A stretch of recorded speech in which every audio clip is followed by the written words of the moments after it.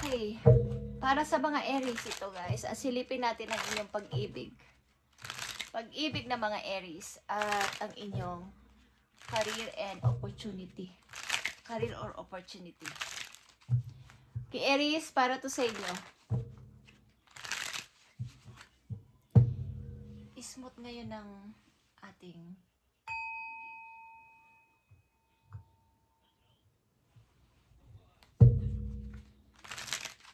sa mga Aries na bibigyan ng message today guys is ito ang inyong mensahe about sa inyong pag-ibig. Okay, tingnan natin. Ito man ay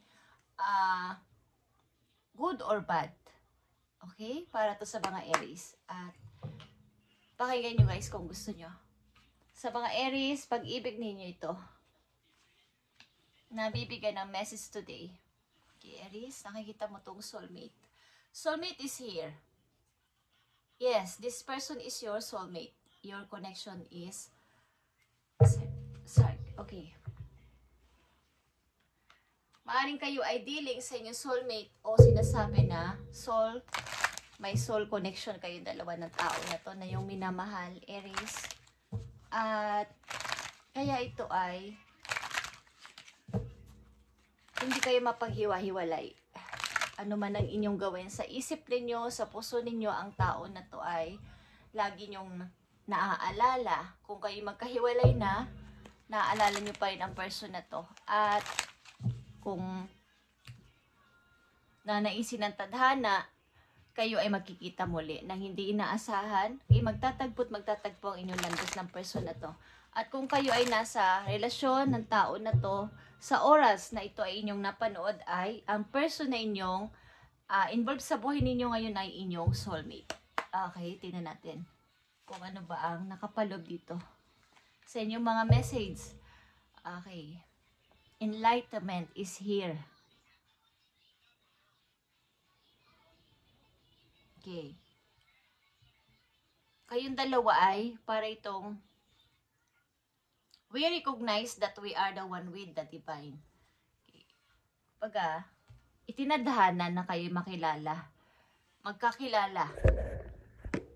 Okay, unang message sa mga Aries, andito ang magnetic connection guys. Kaya kayo ay merong magnetic connection na dalawa. There is a very strong pull and intensity that draws you to this person.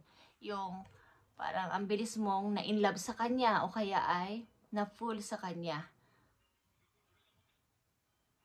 Sobrang malakas yung dating ng tao na to sa'yo. Magnetic connection ito guys. At ano ang message dito?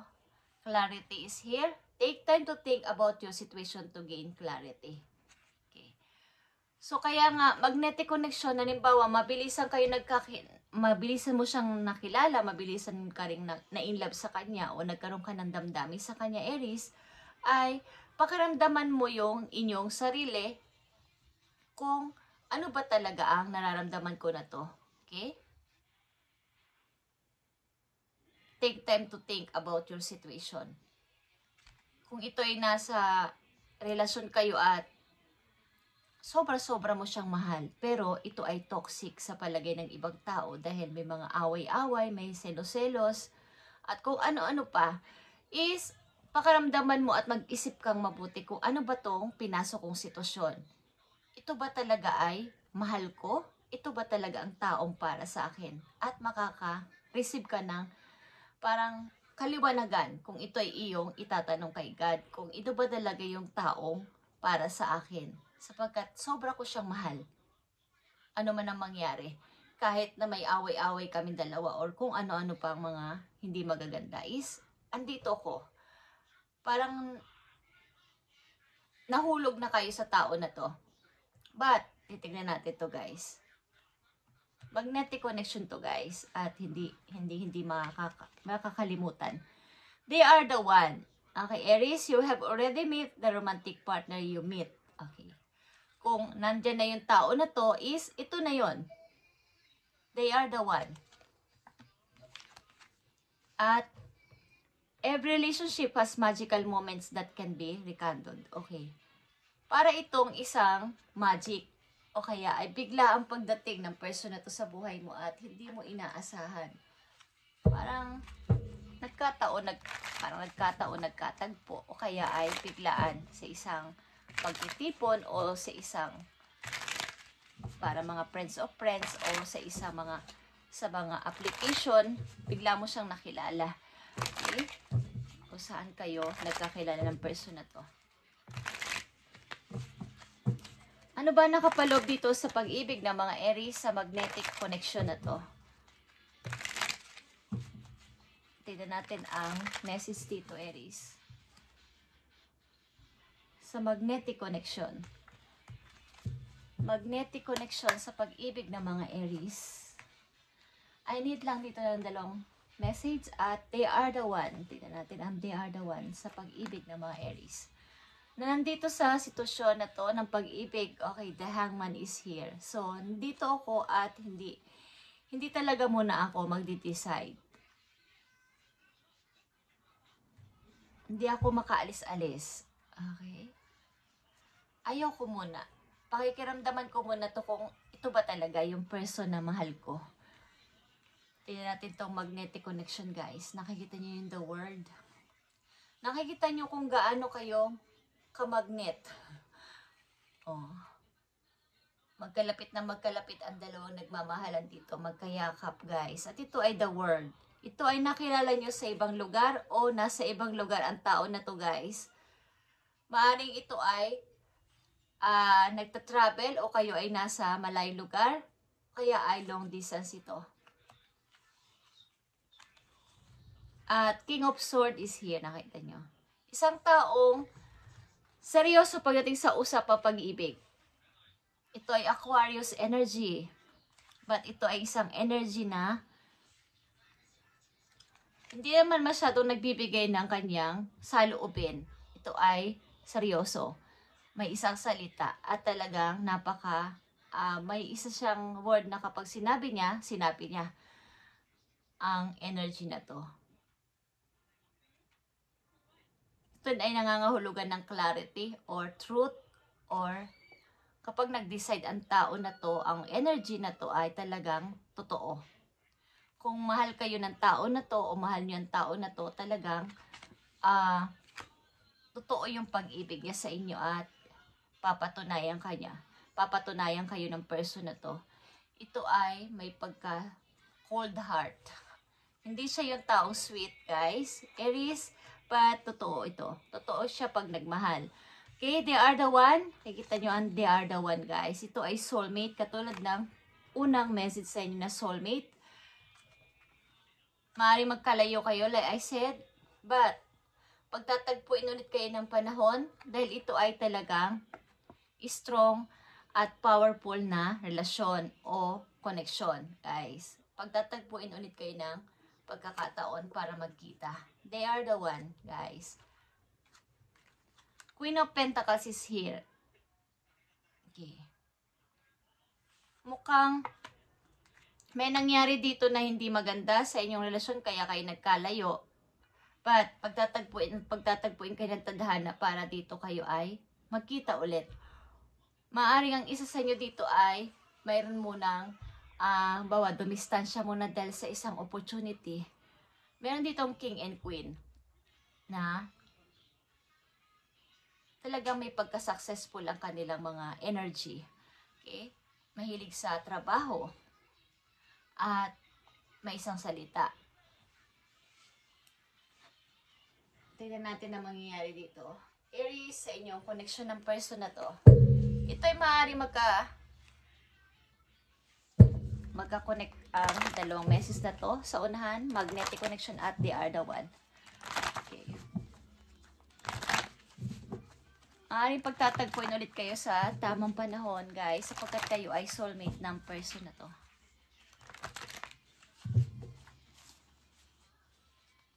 Ano ba ang message dito? Message mo sa mga Aries dito sa kanilang pag-ibig.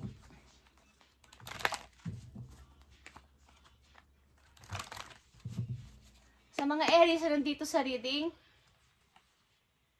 ano ba ang gusto mong sabihin sa mga Aries para magkaroon sila ng guide? Soulmate again is here. Okay. Kahit na hinahadlangan kayo ng panahon, hinahadlangan kayo ng mga tao, ng sitwasyon, ng mahirap na sitwasyon sa paligid ay magkikita at nagkikita pa rin kayo o magkikita pa rin kayo sa bandang huli sapagkat kayo ay nagmamahala na dalawa. Okay. Okay, 7 of Wands is here.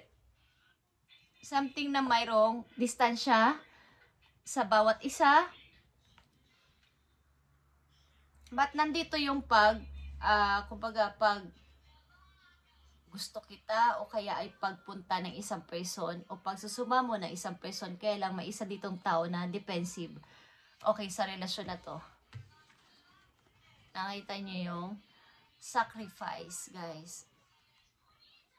May umalis dito, guys, kaya lang ay mayroong dahilan kaya may pag-alis na nangyari. Maring opportunity, meron munang uunahin bago ang pag-ibig na to. But sabi ko nga kanina, meron dito magtatagpo sapagkat kayo ay itinadhana sa isa't isa. Aries. Ito ay isang powerful at magnetic connection ng dalawang tao nagmamahalan.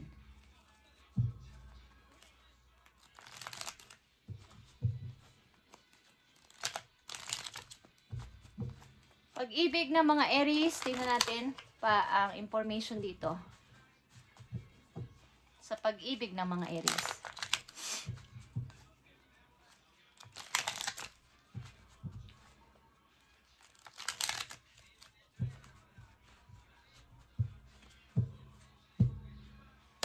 Maring hindi sinasadya may paglayo dito sapagkat kailangan may malaman pa, kailangan may gawin pa sa buhay niya. Okay?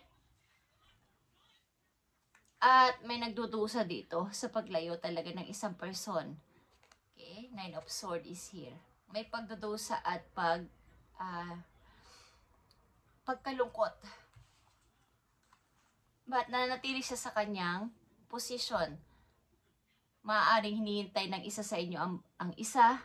At nandun siya kahit na may pumipigil o kahit na may mga hadlang. Kahit may nagsasabing, wag mo na siyang hintayin o kaya ay hindi kayo para sa isa't isa, may mga hadlang sa inyong pag-ibig, is andyan pa din yung pag-waiting sa mga Aries. Okay.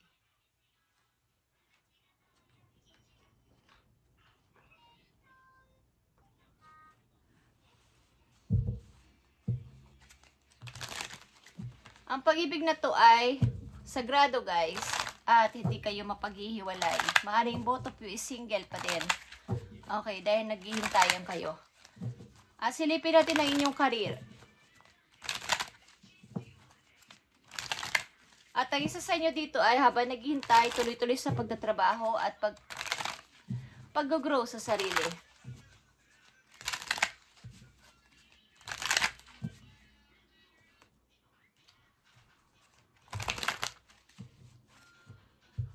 Sa career ng mga Aries, tingnan natin ang inyong career, guys. Easy does it.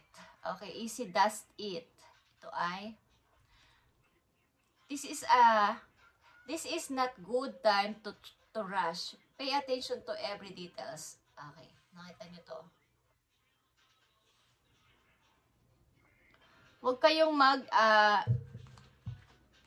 magmadali kung ito ay isang gusto nyo agad mapalago ang inyong money, is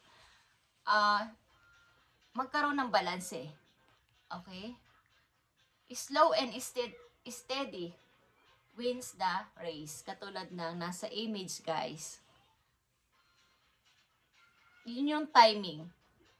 Kung saan ako kikilos, saan ako gagawa ng anumang action dito sa aking ginagawa sa trabaho o sa aking mga performance. Okay, kung ano man ang inyong activity o ginagawa sa ngayon sa inyong buhay, sa inyong pinagkakakitaan about sa money, is dapat ay may balance at saka timing. Be careful not to get involved with any get rich quick schemes. Okay. Yung mga madali ang pagyaman, okay? Yung madali ang pagtayak sa ganito, pag-aalok ng isang tao sa inyo, ng grupo, ng tumaya ka dito o mag-join ka dito para lumaman ka kaagad is maging aware kayo dito, Aries, at maaring may magsasuggest sa inyo o may mag-aaya sa inyo dito na kayo sumali sa ganito, mag-commit ka sa ganito para ikaw ay mapadali o mapalaki natin ang iyong ipon. Ibigay mo dito sa amin ang iyong ipon para lalaki ang tubo mo. Is wag na wag kayong papasok dito. Be aware, okay? At be careful. Ito ay isang patibong na kayo ay biglang, kung may pera na kayo is biglang biglang bababa o mawawalang inyong ipon dahil dito. Kumbaga, may ilan ditong Aries na nakikita ng mga tao na to na kayo ay may money at may ipon. At maaaring may mag-aalok sa inyo na ganito na mag-join ka sa amin at lalaki agad ang iyong money. So, tingnan nyo mabuti at tumiming kayo kung saan kayo kikilos o gagawa ng aksyon dito. Huwag bigla-bigla. Dahan-dahan lang. At meron din ditong partnership. Maaring meron ding tao sa inyo makikipag-collab about sa negosyo, guys.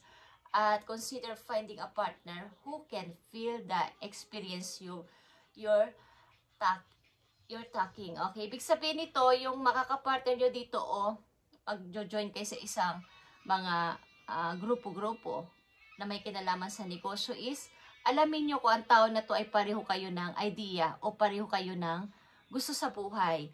Huwag kayong basta-basta susubok ng ang isa sa inyo ay walang alam about sa papasukin ninyong negosyo. Aries, you're creating a strong and successful partnership. Okay. Ito yung magdadala sa iyo sa tagumpay kapag ang iyong makakapartner sa negosyo ay pareho kayo ng idea o ng vision o ng mga hinahangad sa inyong negosyo na to. Maging aware kayo.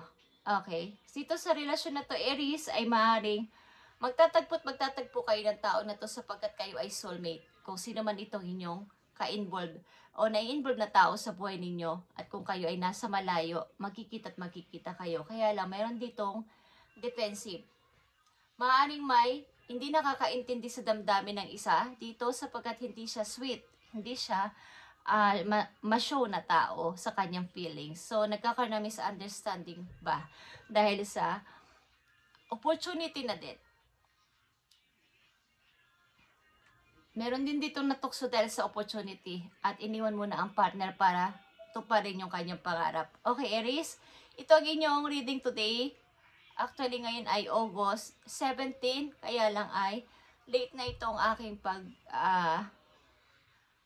pagbabasa. Maaring pag mahina ang wifi guys ay baka bukas na ito ma-upload, but ito ay August 17. Okay, sapagkat katulad na sinasabi ko nga is ngayong buwan na to is maraming holidays dito sa bansa na kung saan ako nakatira at maraming gumagamit ng wifi siguro. So napaka bagal ng wifi namin at napapalibutan kami ng bundok dito sa aking place. Okay, Aries, ito ang inyong reading today at God bless sa inyo lahat, guys. At kung kayo ay may kilalang Leo sa inyong chart ay happy birthday sa kanila. At pagpalain kayo, Aries, ni God, the universe at inyong mga guidance do sa langit at wag mapagod na mag-pray kahit na hindi nyo pa nakikita o wala pa dyan ang sagot is 100% yan ay pinaprocess ni God doon sa langit ng inyong mga angels doon para maging mas mabuti at mas maganda ang outcome sa inyo. Okay, Aries, magpatuloy lang sa buhay at maganda ang magiging outcome nito kapag ang inyong iniisip ay positive lang. Yun din ang magiging outcome.